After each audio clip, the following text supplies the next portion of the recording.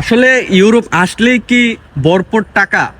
আপনার যারা যারা দেশের মধ্যে থেকে মনে করতেছেন ইউরোপ আসলেই শুধু টাকা আর টাকা আর লাইফ সেটেল।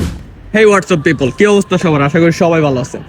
আসলে যারা যারা বাংলাদেশ থেকে মনে করতেছেন ইউরোপ আসলেই ভরপুর টাকা আর হচ্ছে নিজের লাইফটা সেটেল, মানে ফিউচারে কোনো কিছুর চিন্তা করা লাগে না, যেটা আপনারা মনে করতেছেন। যদিও আমি যখন বাংলাদেশে ছিলাম তখন সেম জিনিসটাই আমি সব সময় মাথায় রাখতাম যে ইউরোপ যদি যেতে পারি আমার লাইফটা হয়তো সেটেল হয়ে যেত। সো লিটারেলি এই জায়গাতে আসার পরে আমি 1-2 বছরের অভিজ্ঞতা থেকে বলতেছি, আমি আসার পরে এই জায়গাতে অনেক ধরনের পরিস্থিতির মধ্যে সম্মুখীন হওয়া লাগছে। যেরকম আমি বলি, ফার্স্ট অফ অল হচ্ছে ইউরোপের মধ্যে আপনার পেপার, নিজের বৈধ ডকুমেন্ট নিয়ে 1 নাম্বার পয়েন্ট হচ্ছে এটা। যদি আপনি বৈধ ডকুমেন্ট না পান তাহলে এটা নিয়ে অনেক ধরনের সমস্যার মধ্যে পড়তে হবে, ঠিক আছে?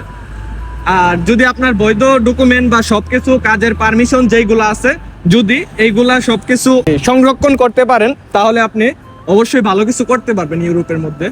আর ইউরোপের মধ্যে টাকা আছে ঠিকই, আপনার কি করতে হবে?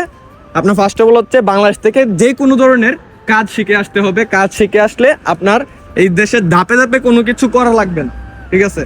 প্রথম অবস্থায় আপনি একটু নিচের দিকে থাকলেও আপনার কাজের অভিজ্ঞতা দেখে আপনি ভালো কিছু একটা করতে পারবেন। সো আপনারা যারা যারা আসতে চাইতেছেন এই দেশের মধ্যে, আপনারা ফার্স্ট অফ অল আপনারা সব সময় মাথায় একটা চিন্তা রাখবেন, ইউরোপ আসলেই কিন্তু সবকিছু হয়ে যায় না, ঠিক আছে? আপনারা বিশেষ করে কাজের দিকে ফোকাস দিবেন, কাজ শিখে আসবেন। আপনার ভিসা যদি হয়ে যায়, ভিসা হয়ে যাওয়ার পরে আপনারা একটু সময় করে এগুলা সবকিছু ঠিকঠাক করে নিজের একটা অভিজ্ঞতা করে তারপরে এই দেশে পাড়ি জমাবেন। যে কোনো ইউরোপ কান্ট্রি হতে পারে, আপনার কাজ ছাড়া কোনো জায়গাতেই অ্যালাউ করবে না। আর দ্বিতীয় হচ্ছে, আপনি এই দেশে যদি কাজ ছাড়া আসেন, আসার পরে আপনাদের যেগুলাকে বলে আর কি সার্ফের কাজ, এইগুলা করতে হবে রেস্টুরেন্টে।